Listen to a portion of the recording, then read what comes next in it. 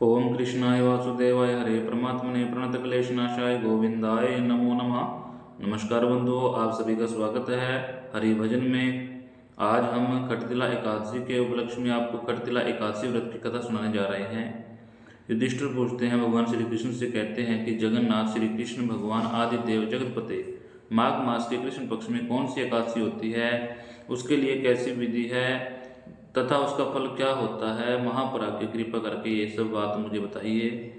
भगवान नारायण बोलते हैं, हरि बोलते हैं कि नृपश्रेष्ठ सुनो, माघ मास के कृष्ण पक्ष की जो एकादशी होती है वह खटतिला के नाम से विख्यात है। पापों का नाश करने वाली है। अब तुम खटतिला की पाप हरणी कथा सुनो, जिसे मुनिश्रेष्ठ पुलस्त ने दालव ये से कहा था। दालव ने पूछा, ब्राह्मण मृत्यु लोक में आए हुए प्राणी प्राय पाप कर्म करते हैं, उन्हें नरक में ना जाना पड़े, इसके लिए कौन सा उपाय करना चाहिए, बताने की कृपा करें।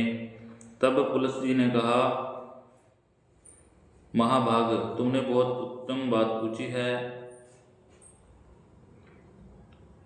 बतलाता हूँ तुम्हें, सुनो ध्यानपूर्वक। माघ मास आने पर मनुष्य को चाहिए कि वह नहा धोकर पवित्र हो, इंद्रियों को संयम रखते हुए काम क्रोध अहंकार लोभ और चुगली आदि बुराइयों को त्याग दे। देवादिदेव भगवान का स्मरण करके जल से पैर धोकर भूमि पर पड़े हुए गोबर का संग्रह करे, उसमें तिल और कपास छोड़कर 108 पिंडकाएँ बनाए। फिर माघ में जब आंद्रा या मूल नक्षत्र आए तब कृष्ण पक्ष की एकादशी करने के लिए नियम ग्रहण करे।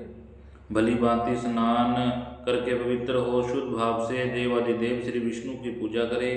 कोई भूल हो जाने पर कृष्ण का नाम उच्चारण करे। रात को जागरण और होम करे। चंदन अग्रजा कपूर नैवेद्य आदि सामग्रियों से शंख चक्र और गदा धारण करने वाले देवेश्वर श्री हरि की पूजा करे। तत्पश्चात भगवान का स्मरण करते हुए बारंबार श्री कृष्ण का उच्चारण करते हुए कुम्हड़े नारियल अथवा बिजोर के फल से भगवान को विधि पूर्वक पूजा कर अर्घ दे।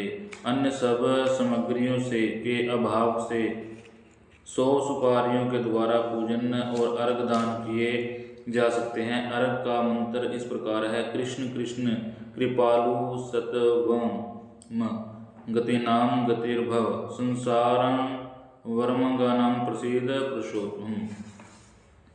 नमस्ते पुंडरीकाक्ष, नमस्ते विश्व भावन सुपुरहान, नमस्वस्तु महापुरुष पूर्वज, ग्रहण अर्घ मया दत्तम लक्ष्मय सह जगतपते। सच्चिदानंद स्वरूप श्री कृष्ण, आप बड़े दयालु हैं।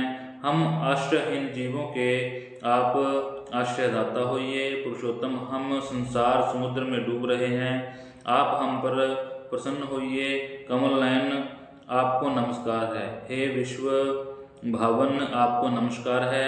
सुब्रहान्य महापुरुष सबके पूर्वज, आपको नमस्कार है।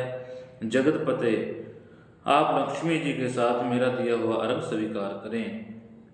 तत्पश्चात ब्रह्मा की पूजा करें और उसे जल का घड़ा दान करें।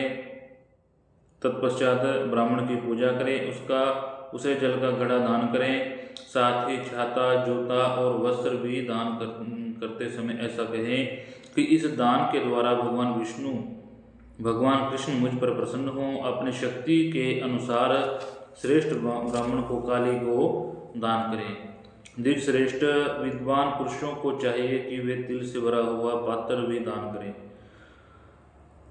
उन तिलों को बोने पर उनसे जितनी शाखाएं पैदा हो सकती हैं उतने ही 1000 वर्षों तक स्वर्ग लोक में प्रतिष्ठित होता है। तिल से स्नान करें, तिल का उबटन लगाएं, तिल से होम करें, तिल मिलाया हुआ जल पिएं, तिल का दान करें और तिल का भोजन काम में लें। इस प्रकार 6 कामों में तिल का उपयोग करने से एकादशी खटतिला कहलाती है, जो सब पापों का नाश करने।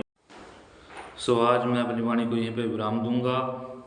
ऐसे ही महत्वपूर्ण कथाएं और जानकारी प्राप्त करने के लिए हरि भजन के साथ जुड़े रहिए। चैनल को सब्सक्राइब करिए, लाइक करिए, शेयर करें ताकि सभी को जानकारियाँ मिलती रहें। बोलिए श्री कृष्ण भगवान की जय।